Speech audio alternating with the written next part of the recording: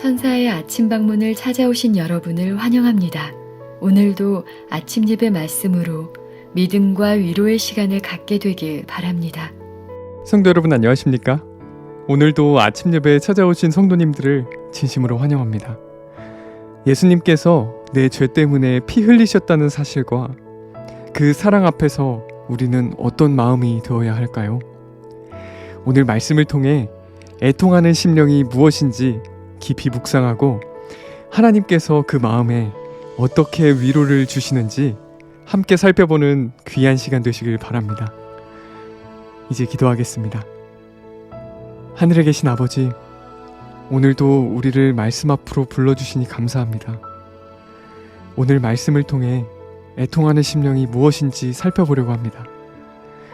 우리 죄를 대신해 피를 흘리신 예수님의 사랑을 깊이 깨닫게 하시고 그 십자가 앞에서 애통하는 심령을 허락해 주시옵소서. 목사님께서 권면해 주실 때 죄를 미워하고 의를 사모하는 마음이 살아나게 하여 주시옵소서. 예수님의 이름으로 기도드립니다. 아멘. 안녕하십니까? 오늘은 팔복의 두 번째 복, 애통하는 심령에 대해서 살펴보겠습니다. 이 애통하는 심령을 우리가 살펴볼 때 구약 성경에 나온 산새 두 마리의 예식을 통해서 살펴보면 주께서 귀한 교훈을 우리 모두에게 주실 것이라고 믿습니다. 자, 질문 드리겠습니다. 문둥병에서 회복된 사람이 정결의식을 행할 때 왜 두 마리의 산새를 가져와야만 했을까요? 한 마리는 죽고 다른 한 마리는 왜 놓아 주었을까요? 하는 질문입니다. 자, 레위기 14장 6절부터 8절 읽어보겠습니다. 새 하나는 흐르는 물 위 질그릇 안에서 잡게 하고, 여기서 잡아 죽인다는 것이죠. 다른 새는 산채로 취하여 백향목과 홍색실과 우슬초와 함께 가져다가 흐르는 물 위에 잡는 새 피를 찍어. 자, 문둥병자가 한 새를 물 위에 질그릇에서 잡아 죽여서 피를 흘리면은 제사장이 어떻게 돼요? 그 피를 문둥병자에게 뿌려주었다는 것입니다. 문둥병에서 정결함을 받은 자에게 7번 뿌려 정하다 하고 그 산새는, 나머지 살아있는 한 새는 풀어 놓을지니. 이 말씀이 무슨 뜻입니까? 정결의식을 할 때 한 새는 죽이는데 나머지 한 새는 자유롭게 풀어준다는 것입니다. 하나의 이 새 한 마리가 죽고 피를 흘려서 그 피를 7번 뿌려주면은 어떻게 돼요? 나머지 새가 풀려나고 해방된다는 것입니다. 무슨 뜻인지 아시겠죠? 그리스도의 죽음과 보혈이 뿌려지면 나머지 산새, 나머지 한 새, 우리가 풀려난다는 것입니다. 성도 여러분, 우리는 모두 죄의 문둥병으로 죽은 사람들입니다. 가능성이 없습니다. 그런데 그리스도께서 새처럼 퍼덕거리면서 죽임을 당하시고 피를 흘리셨다는 것입니다. 그래서 그 피가 우리에게 뿌려졌습니다. 그래서 우리가 살 수 있게 되었습니다. 사탄의 권세에서 풀려나서 날개를 펴고 자유롭게 날 수 있다는 것입니다. 우리가 이 경험을 어떻게 가져올 수 있을까요? 날개를 퍼덕거리면서 죽이는 그 산새의 피를 마음에 발라야 하는 것입니다. 의식이 아니라 마음에 발라야 되는 것입니다. 우리가 어떤 마음으로 주님을 섬겨야 할까요? 이 정결의식을 살펴보면 우리의 신앙의 본질과 핵심이 드러나게 되는 것입니다. 성도 여러분, 제가 늘 말씀드리지만 이 복음과 구원의 본질을 정확하게 보아야 합니다. 신앙이 무엇인지 하나님의 사랑과 희생을 알아야 하는 것입니다. 번제단에서 죽어가는 그 어린 양의 고민과 고통을 알아야 되는 것입니다. 산새가 퍼덕거리면서 죽어가는 그 산새의 고통을 알아야 되는 것입니다. 그것이 구약시대 4,000년 동안 하나님께서 계속해서 보여주고자 하는 것입니다. 이스라엘 백성들이 성소에 와서 피를 흘릴 때마다, 정결의식을 할 때마다 사람들은 다 죽임을 당하는 짐승을 보아야 하는 것입니다. 하나님의 의도된 목적이 있는 것입니다. 그때 유대인들은 이 모든 것을 놓치고 만 것입니다. 그래서 유대인들이 하나님의 사랑과 희생을 이해하지 못하니까 어떻게 됐어요? 산새를 제사장이 죽이라고 하니까 죽여야지, 양을 죽이라고 하니까 죽여야지. 어떻게 됐어요? 마음에 애통이 없고 슬픔이 없습니다. 하나님의 마음을 전혀 이해하지 못하는 것입니다. 그런 상태에서 의식만 행하는 것입니다. 그래서 바울이 율법의 행위로 구원받을 수 없다는 거예요. 전부 행위라는 것입니다. 내용이 없어요. 그래서 멸망당한 것입니다. 오늘날도 교회 안에 이 문제가 심각합니다. 기도하고 예배드리고 찬양대에 참석하고 봉사하는데 산새가 죽어가는 고통이 뭔지 모르는 것입니다. 그리스도의 죽음에 대한 슬픔이 없습니다. 날개를 퍼덕거리고 죽어가는 그 산새의 죽음과 고통. 우리가 이웃집 사람이 죽어도 슬퍼하잖아요. 마음 아파하잖아요. 그런데 나를 위해서 죽임을 당하신 그리스도의 죽음과 희생에 대해서 아무 감각이 없는 것입니다. 그래서 신앙이 핵심으로 본질로 들어가지 못하는 것입니다. 형식은 풍성한데 말이죠. 그리스도의 피 때문에 내가 살게 되었다는 감사와 감격이 없습니다. 그래서 사탄의 권세에서 풀려나지 못하고 자유롭게 날개를 펴고 날지를 못하는 것입니다. 우리가 지난 시간에 팔복에서 제 첫 번째 심령이 가난한 자들에 대한 복을 우리가 살펴보았죠. 오늘은 팔복의 두 번째 복을 살펴보겠습니다. 4절이죠. 애통하는 자는 복이 있나니 저희가 위로를 받을 것이며. 성도 여러분, 예수께서 말씀하신 이 애통이 무엇입니까? 애통이 진심으로 죄를 슬퍼한다는 것입니다. 죄 때문에 생긴 그 결과, 죄를 범해서 생긴 결과 때문에 슬퍼하는 것이 아니라 그 죄를 슬퍼하는 것입니다. 이 차이를 이해하시겠습니까?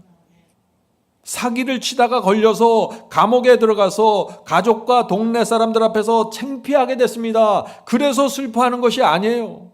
그것은 죄의 결과를 슬퍼하는 것입니다. 내 사기죄 때문에 그리스도께서 다시 한번 십자가에 달리시는구나. 그리스도의 피와 죽음 때문에 슬퍼하는 것입니다. 이것이 애통입니다. 죄의 결과로 생긴 손해와 내 명예가 망가진 것을 슬퍼하는 것이 아니에요. 죄 자체를 슬퍼하는 것입니다. 내 죄가 그리스도의 가슴에 못질을 했다는 그 사실 때문에 내가 슬퍼하는 것입니다. 어떤 사람이 교회에서 화를 내고 막 소리를 치고 모든 사람이 알게 되었어요. 그러면 어떻게 돼요? 그 다음 주부터 창피해서 교회 나오기 힘들잖아요. 예? 앞으로 내가 어떻게 교회 다닐지, 집사님들 얼굴을 내가 어떻게 봐야 될지, 정말 그 사람이 너무 마음이 아파서 슬퍼서 막 엉엉 울었습니다. 애통입니까? 아닙니까? 아니에요. 내 죄 때문에, 내 문둥병 때문에 산새 한 마리가 날개를 퍼덕거리면서 죽었구나. 어린 양 그리스도가 신음하면서 숨을 헐떡거리면서 죽었구나. 내 죄 때문에. 이거의 애통입니다. 이것이 애통입니다. 회개가 이렇게 이루어져야 그 죄가 끊어져 나가는 것입니다.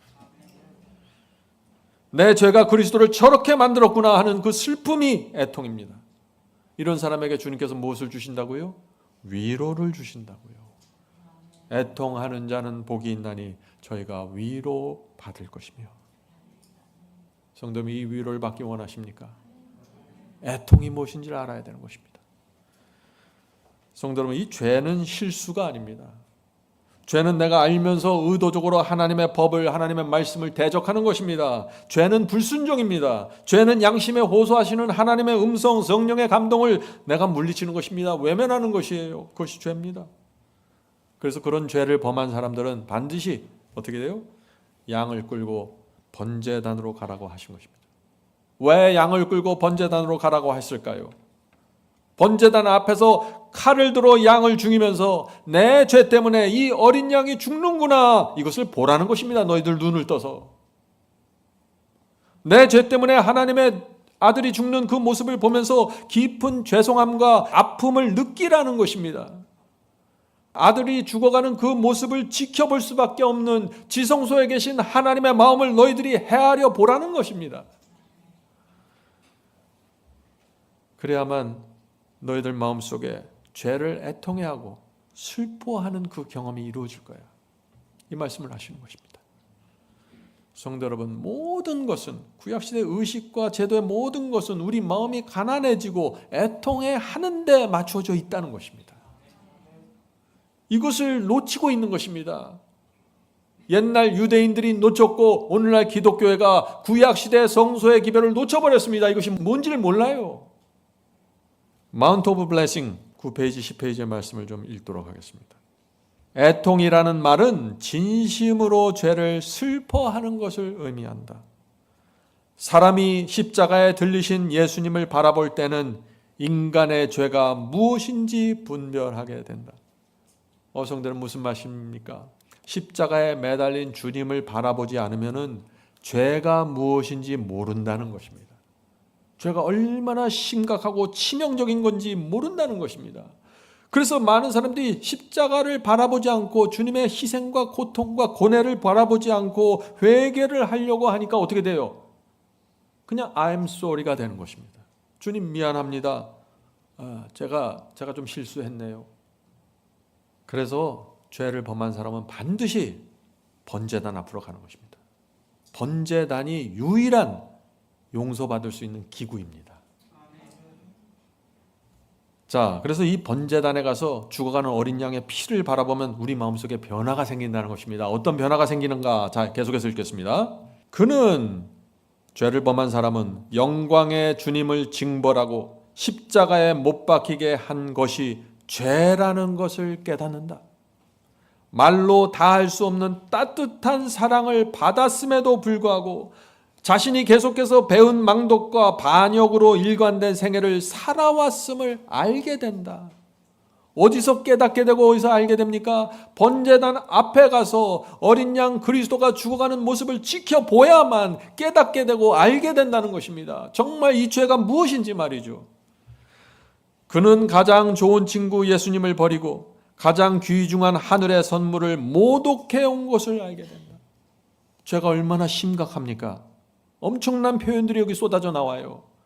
그런데 십자가 앞에 가지 않으면 이런 깨달음과 이런 인식이 생기질 않는다는 것입니다. 다 인간적인 수준에서 다 끝나버린다는 것이죠.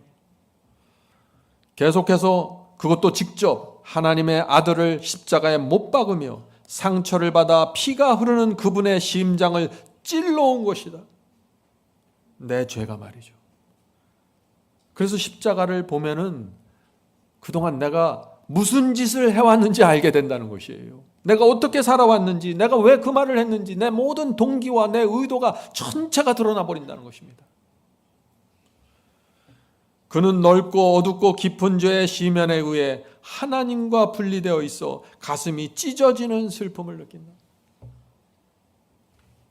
죄가 나와 하나님의 사이를 분리시켰구나 하는 이 찢어지는 슬픔을 십자가 앞에서 느끼게 된다는 것입니다. 이것이 애통입니다. 그래서 이 애통을 받으면은 팔복의 나머지 경험들이 그냥 이루어지는 것입니다. 안 이루어질 수 없어요. 애통하는 사람은 그래서 주님께 위로를 받고 영혼의 평안을 누리게 되는 것입니다. 하나님의 용서를 깊이 받아들이게 되는 것입니다. 그리스도의 피가, 보혈이 정말 귀한 피가 되는 것입니다. 저도 오랫동안 심각한 문제에 빠져 있었습니다. 애통이 무엇인지를 몰랐습니다. 정말 열심히 신앙한다고 했는데 애통을 몰랐어요. 애통이 무엇인지. 제가 화를 내고 어떤 죄를 범하면은요, 슬퍼했습니다. 저도 슬퍼했어요. 근데 제가 왜 슬퍼했을까요? 내 신앙이 깨진 것을 슬퍼했어요. 내 결심이 무너진 것을 슬퍼했어요. 슬퍼요. 그런데 이유가 다른 것입니다. 일주일 동안 내가 화도 안 내고 아침 예배 드리면서 성공적으로 신앙을 했는데 저 사람 때문에 내가 화가 났어. 저 사람 때문에 신앙이 무너졌어. 내 공로가 깨졌어. 이걸 슬퍼한 거예요. 그러면서도 내가 애통한다고 착각한 것입니다.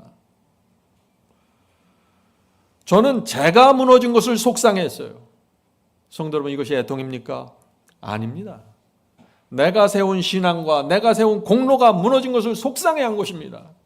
많은 사람들이 이 문제에 빠져 있어요. 십자가의 고통과 희생에 관심이 없고 자기 신앙과 자기 결심이 무너진 것을 속상해하면서 그것을 마치 애통이라고 착각하는 것입니다. 그것은 애통이 아니라 뭐예요? 이기주의입니다. 자기밖에 몰라요. 하나님께서 내 죄 때문에 죽으셨는데 자기가 무너진 것만 속상해하는 거예요.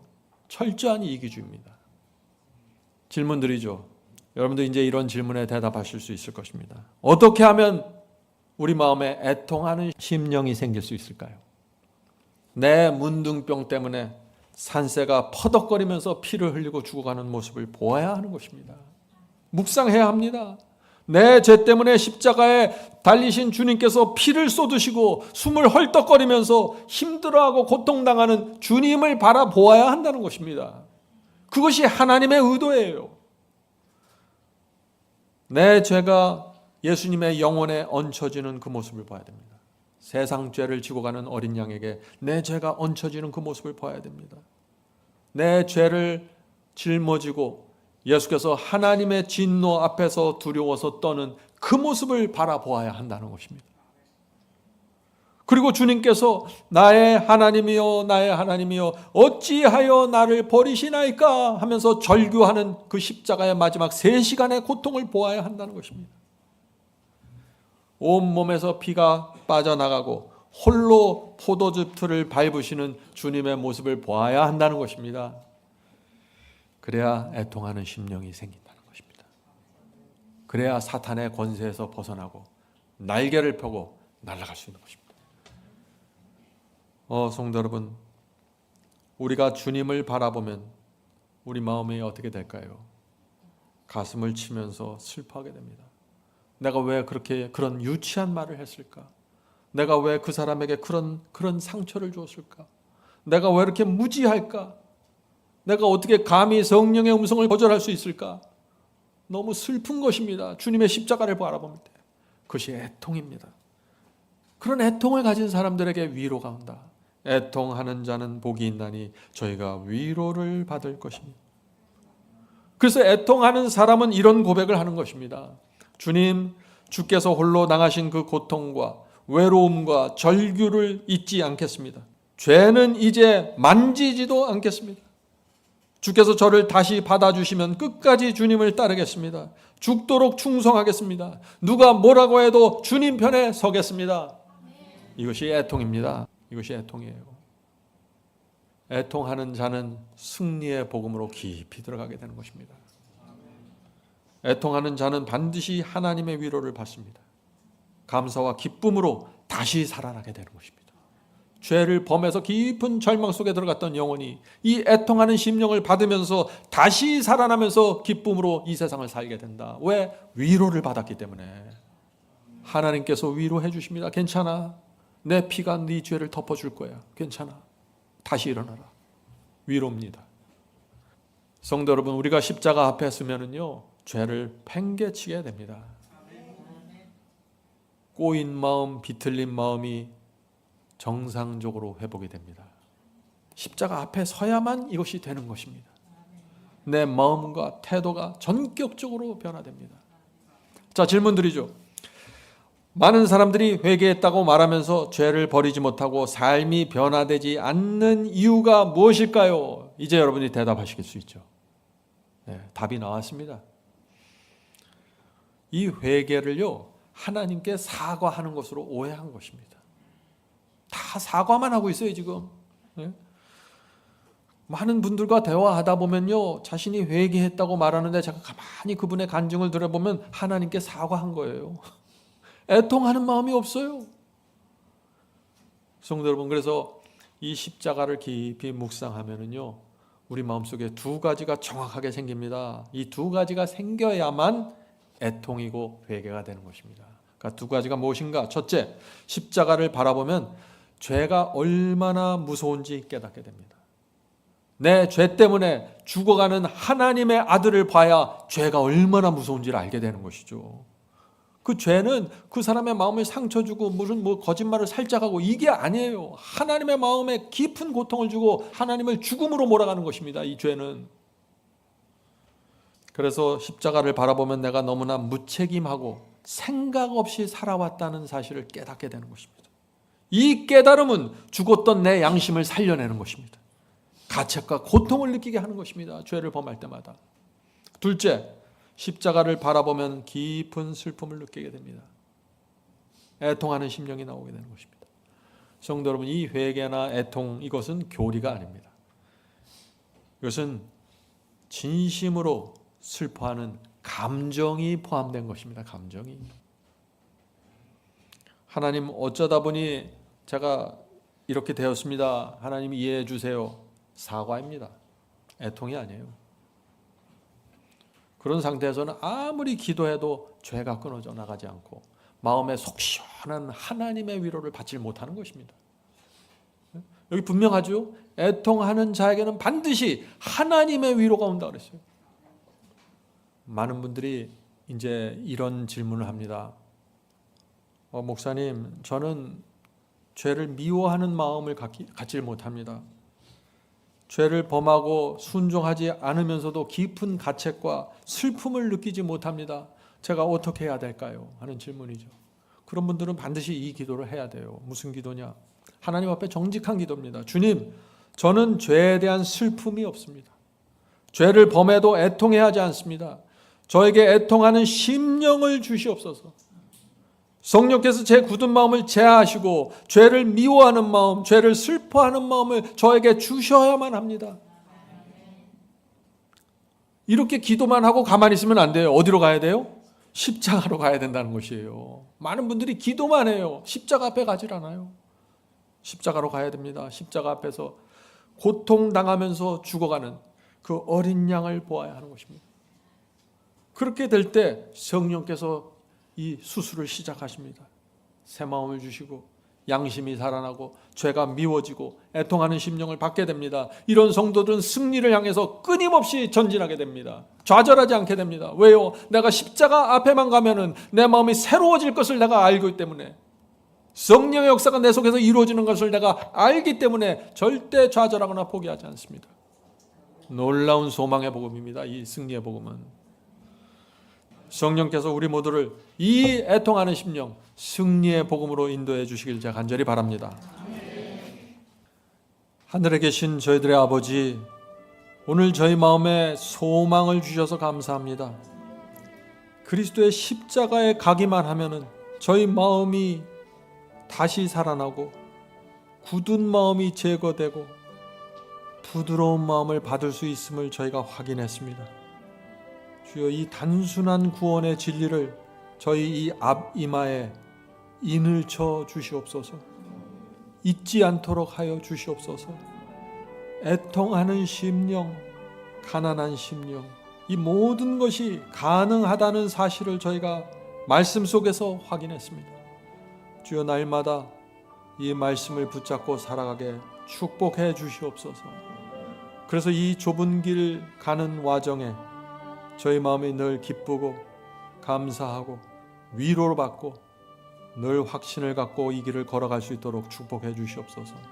하나님께서 준비하신 이 구원의 청사진이 얼마나 명쾌하고 분명한지 저희가 이해할 때마다 저희 마음에 믿음이 생기고 희망이 생깁니다.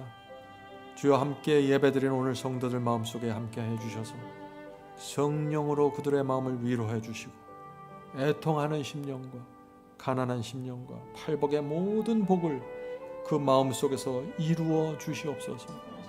저희 가운데 있는 환자들이 있습니다. 아픈 병자들 주께서 함께 해주시고 보살펴 주시옵소서. 이 모든 말씀 예수님의 이름으로 간절하게 기도드립니다. 아멘.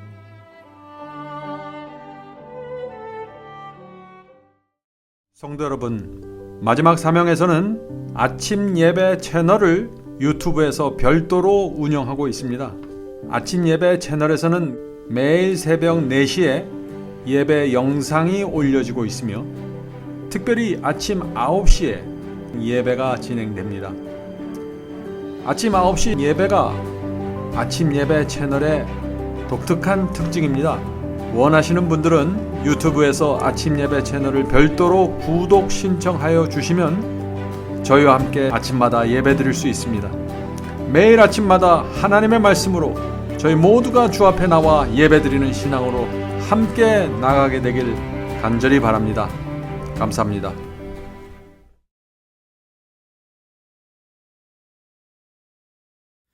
대산을 넘어 한국에 가도 빛 가운데로 걸어가면 주께서 네 버리시기로 약속한 말씀 변치 않네. 하늘의 양 그 밝은 빛이 내 영혼 속에 자고 남지네. 할렐루야 널 기뻐하며 주 이름 높이 찬양하리. 관영한 자비 널 기뻐하며 영원한 장금 목적하고 그 크신 이름 찬양함으로 날마다 빛이 갈아가리. 하늘의 양 그 밝은 빛이 내 영혼 속에 자고 남지네. 할렐루야 널 기뻐하며